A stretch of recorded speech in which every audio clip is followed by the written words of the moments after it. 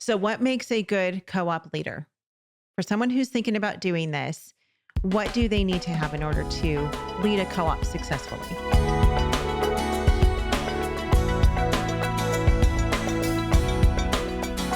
You mentioned that you and your husband and your family together lead a co-op, a pretty large co-op in your community. Talk to the person who maybe they're in a community where they don't have a good homeschool organization or a co-op or a support group or anything, and they're really desiring that and they're seeing that there's a need in their area for such a thing.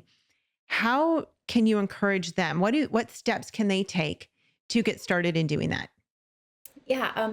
Well, the first step that I took was really prayer and just Yeah. asking God what He had for our family. And so when He opened the door for me to start my own co op, I was listening and watching for Him moving in the situation when every step of the way, the first step of choosing a location and just making sure that each of those steps were led by Him and not by what I thought was going to be best in the situation.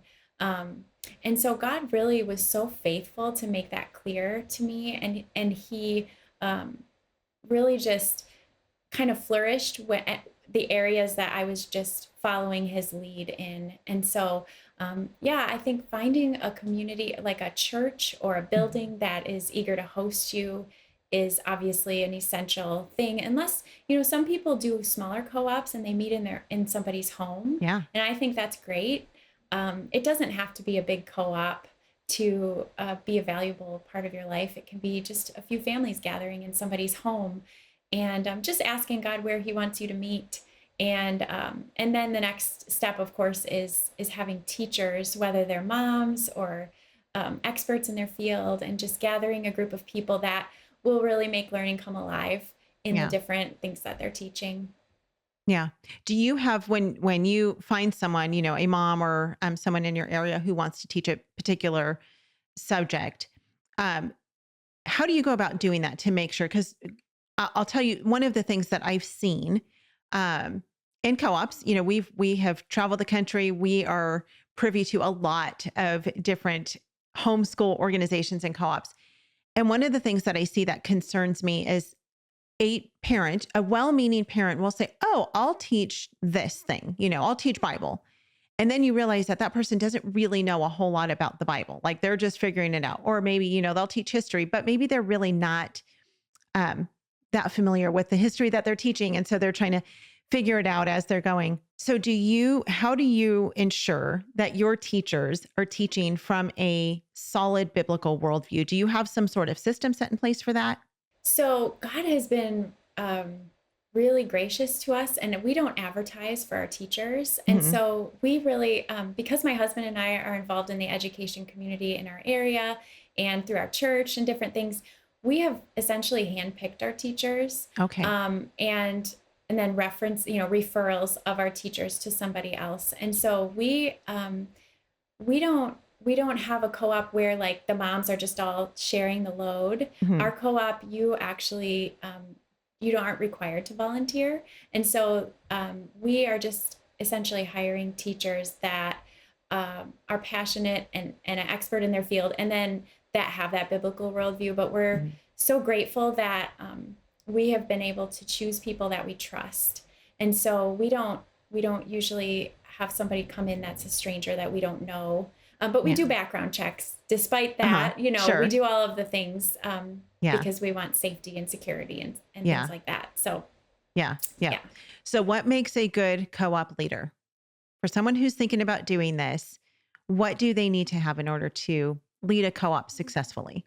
I think they need to be listening for God's leading because every co op is a little bit different. And so that's really important to be able to lay down your ideas if God Mhm. is leading you a different direction.